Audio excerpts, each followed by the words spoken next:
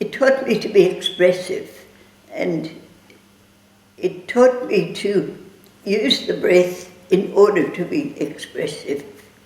And that was Madam's way of teaching us to use the breath. What dance qualities have you retained as part of your own form of dance that you've embraced? Mostly upper body, arms, neck, chest, that part of myself. I really liked that more than leg movements. She believed in natural movement, natural things, and naturally everybody breathes. So she made the breath a very important part of her movement, dance movement, because without that breath and the feeling that you get when you do it,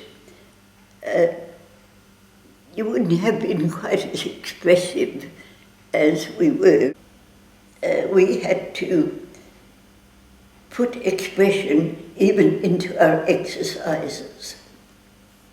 And I think that the use of the breath and that training together with expression made her different. She would be sweet and say, please dear, think of the breath. And she would say, feel the ecstasy, and things like that, expressive things. Sometimes they were quite funny, and we'd laugh at her, she didn't mind.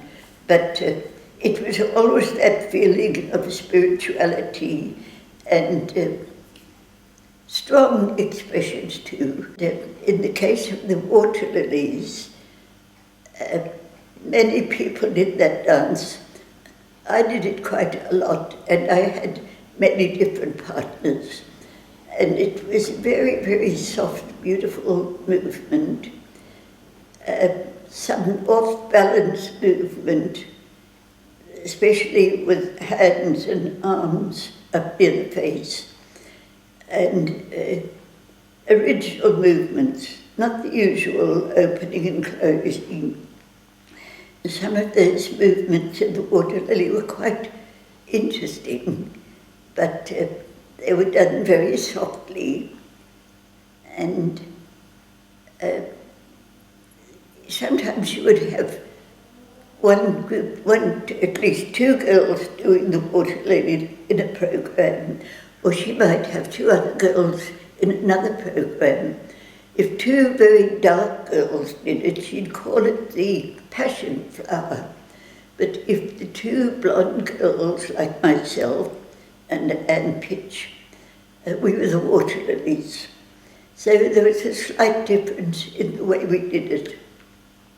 And Madam used very funny expressions sometimes. In this case, she said, "The mouth must be like a scarlet wound." So everybody, dark girls, put on this black-looking lipstick. And it was interesting to see the different qualities of those two groups of dancers doing the water lilies.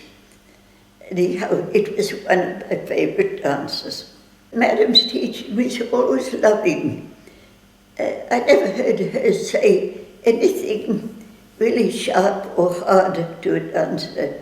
If she wanted you to change something, she would say, "Please, dear Eileen, will you change that to such and such? Or will you move the shoulder, or will you make a turn?"